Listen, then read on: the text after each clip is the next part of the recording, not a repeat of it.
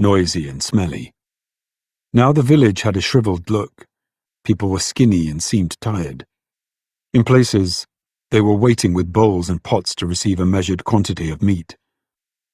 Bez went up to a man who was doling it out. "May the sun god smile on you," he said. "You can't have any of this," said the man. "Sorry." "Would you trade?" Bez persisted.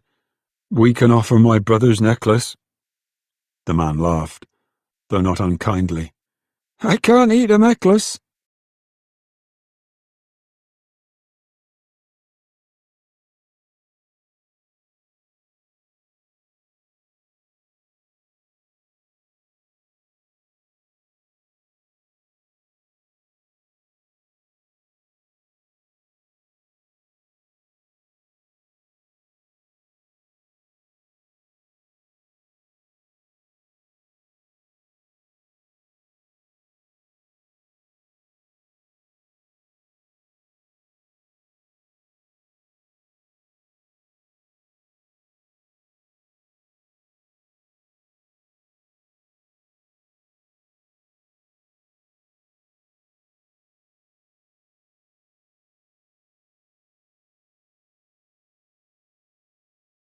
Be careful what you wish for, Trump and the MAGA legal apparatus that's been harassing former President Joe Biden through FOIA requests, through the First America legal groups, the Stephen Miller Trump legal, entities that do all these FOIA requests, to the MAGA Republicans in the House of Representatives. They've been subpoenaing and pushing for special counsel records into former President Biden.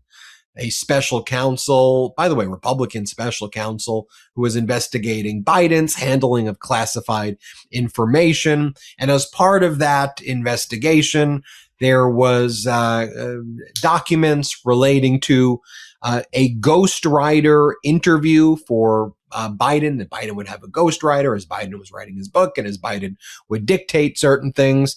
And this was identified as part of the special counsel investigating Biden, this ghostwriter interview. And at first Biden was fighting it, and then there was a FOIA request, and the FOIA argument from the First American Legal, again, a legal group that's pretty closely attached at the hip to Donald Trump, is special counsel reports need to be made public. And the documents that they rely on should be made public. Never in our history do we bury special counsel reports or bury the documents. This is important stuff. I mean, we're talking about, Biden's information. What did Biden know? He's a former president, former vice president. This is lofty stuff. Let's release this stuff. Let's get this stuff out publicly.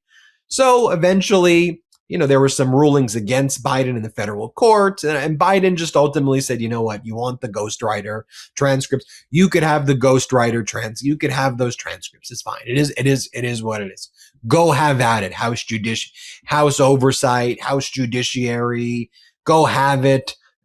In the FOIA request, I withdraw any request that this not be turned over. Great. But what the MAGAs with Trump, what they didn't think through is who's hiding a special counsel report right now, the one that actually everybody wants to see. I don't really think people wake up other than in MAGA land and go, I want to see Biden's ghostwriter report. I want to see more information about the special counsel report into Biden. No, people want to see volume 2 of special counsel Jack Smith's report, a special counsel report, which Donald Trump's stooge, Judge Eileen Cannon in the Southern District of Florida, has effectively blocked. And she's like, I'm not allowing that to be produced. I'm not allowing it out.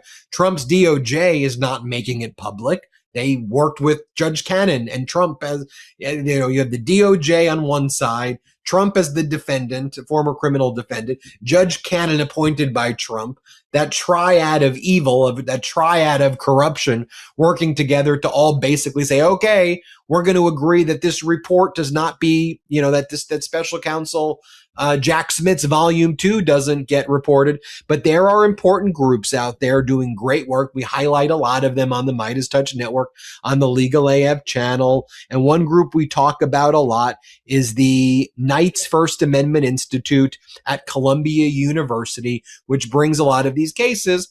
And they've been trying to intervene first in Judge Cannon's case, but Judge Cannon, is corrupt as hell. And then in the 11th Circuit Court of Appeal, to basically say, we need to be able to file an amicus brief to alert the 11th Circuit Court of Appeal of these shenanigans that are being done by Judge Cannon in working with the DOJ to allow the DOJ and Trump, or assume it's not Trump, whoever it is that the DOJ wants to help out as part of Trump's corruption, that they could just do these stipulations, and then FOIA has no meaning. The Freedom of Information Act has no meaning if a stipulation can be entered into with Trump's DOJ and Trump essentially, or any of the Trump oligarchs or anybody Trump wants to help, where they stipulate we're not going to release the documents. Think about it in the context even of an Epstein Files case.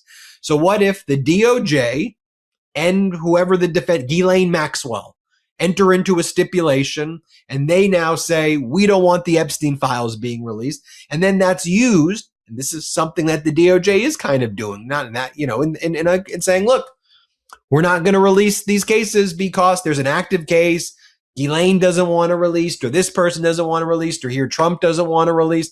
So the Knights First Amendment Institute, though, is citing now what's taken place by the House Republicans and as precedent or persuasive authority, some of the rulings against Biden, saying that Biden's special counsel ghostwriting stuff needs to be released. Okay, well, if Biden's special counsel, if the House Republicans say that's fair game, then what about Jack Smith's special counsel report? That should be fair game.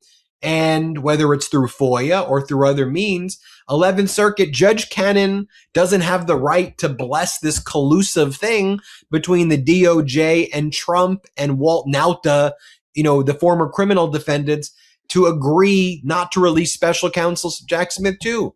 If you're going to release Biden's special counsel reports and special counsels are fine with Hunter and they're fine with Joe Biden, you can't just say, well, it's Donald Trump, so the special counsel doesn't apply, Judge Cannon. I want to bring in Harry Litman from the Talking Feds YouTube channel, Substack. So this attack on Biden seems to have backfired, and Biden seems to have waited for it. And then once the House made its argument, the MAGA Republicans in the House, once the Trump right-wing groups made all of the arguments, then Biden's like, okay, got it. You can have it. But guess what? You've just made all of the arguments why the special counsel report regarding Trump should be released that Judge Cannon's blocking. And 11th Circuit, this group, Knights First Amendment, look at the dynamic that's taking place. This is collusion. It's non-adversarial. 11th Circuit, you oversee this. We've got to release the special counsel report, and we should have standing just to make this argument to you where there's this collusive arrangement, a la the federal judges who intervened in the Judge Kathleen Williams case to point at the collusive arrangement when Trump sued the government for $10 billion, Harry. Yeah, and so let's take them in turn. First, on the Knight Institute, you're completely right. People were not really aware of this whole dynamic until Judge Williams observed it in the settlement agreement case and said, you know what, I want some briefing on this. But in fact, they've been pulling the same crap anywhere and any way they can, and especially in front of Judge Cannon, who they know is the ultimate hometown ump. And all of those motions have been Donald or the DOJ's unopposed motion to blah, blah, blah. Of course it's unopposed. It's collusive. They're on the same side. There is no V here. So that really has been part of it. Now, the Knight Institute, they've come in and said, and look what happened with Williams. Williams was able to, you can make when it has to do with jurisdiction. You can make your own determination, and jurisdiction is always something that's in play. So Williams appointed some amici. They don't have standing. It doesn't matter. They made the arguments, and she accepted the arguments as she should have, because they were the accurate arguments that showed it was collusive. In the same way, as you say, the Knight Institute is saying two things. First, they're saying, please let us intervene. Cannon perversely wouldn't even let them file their brief. And then second, here's the reason why, in fact, the 11th Circuit, you should reverse Eileen Cannon, who is keeping this under wraps, this unopposed motion, notwithstanding that the interests that are supposedly being served on the one hand, there's the public interest in having a special counsel report released, which, as you say, is what the whole scheme provides. It's the whole thing. It's how history is recorded for these things. What's on the other side? The interests of Nalta and Oliveira, whose case have been dismissed. Just that, there be things out there, even though they don't have a pending case. It's a,